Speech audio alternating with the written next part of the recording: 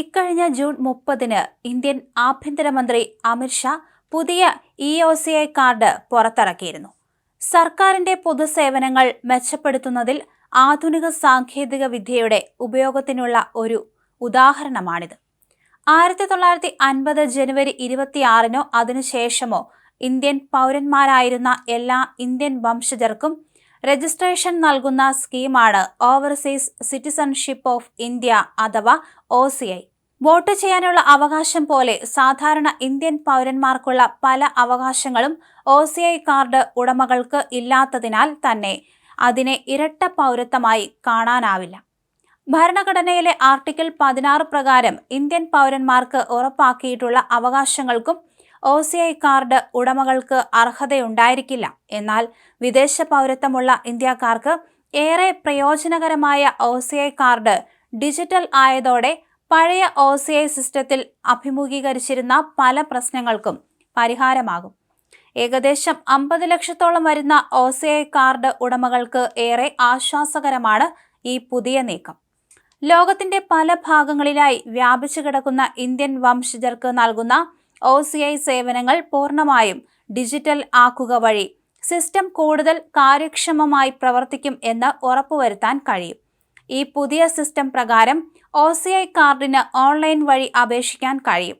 മാത്രമല്ല, ആവശ്യമായ രേഖകൾ അപ്ലോഡ് ചെയ്യുന്നതിലും പിന്നീട് ഡിജിറ്റലായി നിർമ്മിച്ച OCI കാർഡ് ഡൗൺലോഡ് ചെയ്യാനും ഓൺലൈൻ വഴി സാധിക്കും. ഇതിനായി കോൺസുലേറ്റിൽ പോകേണ്ടതില്ല എന്ന് ചുരുക്കം. നിലവിൽ OCI കാർഡ് ഉള്ളവർക്കും അവരുടെ EOCI കാർഡ് ഓൺലൈൻ വഴി എടുക്കാവുന്നതാണ്. ഒട്ടുമിക്ക കേസുകളിലും പുതിയൊരു അപേക്ഷ സമർപ്പിക്കേണ്ടതായോ ഫിസിക്കൽ വെരിഫിക്കേഷന് വിധേയമാകേണ്ടതായോ വരില്ല.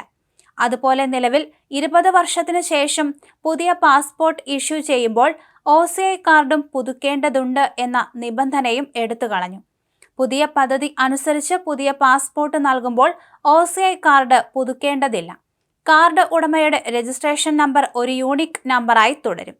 മാത്രമല്ല, ഡിജിറ്റൽ OCI കാർഡ് ആകുന്നതോടെ കാർഡ് നഷ്ടപ്പെടുമെന്നോ രേഖകൾ നശിക്കുമെന്നോ ഉള്ള ഭയവും ആവശ്യമില്ല.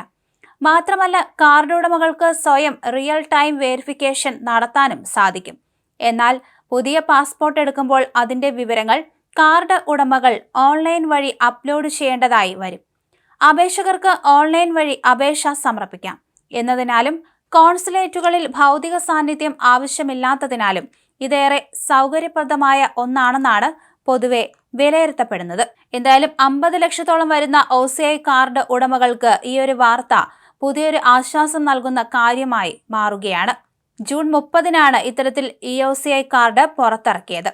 സർക്കാരിന്റെ പൊതുസേവനങ്ങൾ മെച്ചപ്പെടുത്തുന്നതിൽ ആധുനിക സാങ്കേതിക വിദ്യയുടെ ഉപയോഗത്തിനുള്ള ഒരു ഉദാഹരണമായി ഇത് മാറുകയാണ്.